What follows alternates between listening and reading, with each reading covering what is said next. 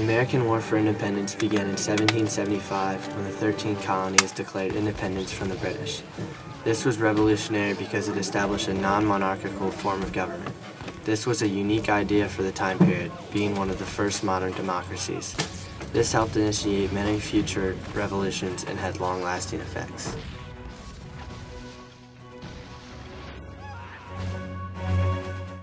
The roots of the revolution began at the end of the 7 Years' War. The war was an expensive victory for the British, causing them to go into debt.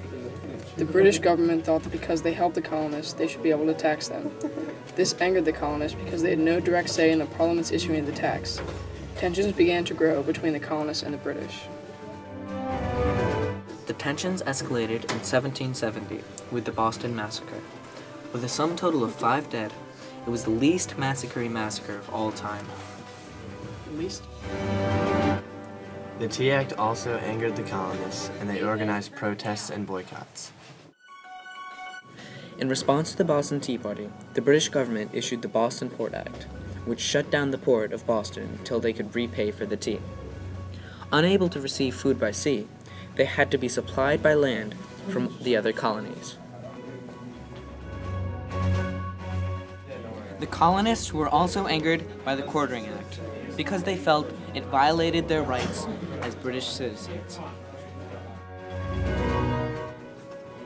Paine's writing clearly show how words can affect the course of history.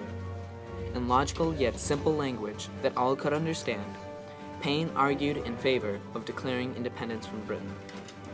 He also urged many people to fight, and in reality, he was the founder of the American Army. The Stamp Act taxed everything from documents to playing cards. The colonists were mad at this, not because the tax was high, but because they had no direct say in the parliament that issued the tax. During the actual war, the Americans were severely outnumbered and outorganized. The British had a professional army and the colonists only had a loosely organized militia. Thomas Paine helped rally the American people through his writing and was one of the main reasons that we won the war.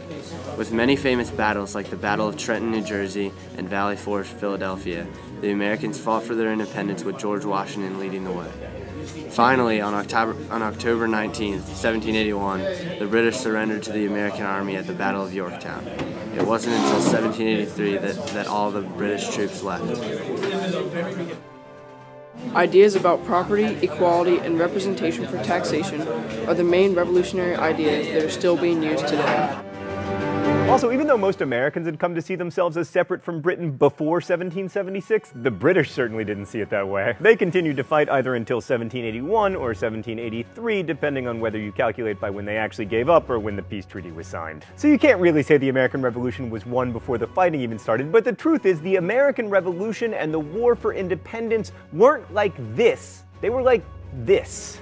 So here's what was pretty revolutionary about the American Revolution. The colonists threw off the rule of an imperial monarchy and replaced it with a government that didn't have a king, a radical idea in a world that didn't feature many non-monarchical forms of government. And if you look at the explanations for the revolution, especially those contained in like the Declaration of Independence and in pamphlets like Thomas Paine's Common Sense, there's definitely a revolutionary zeal that's informed by the Enlightenment. And that's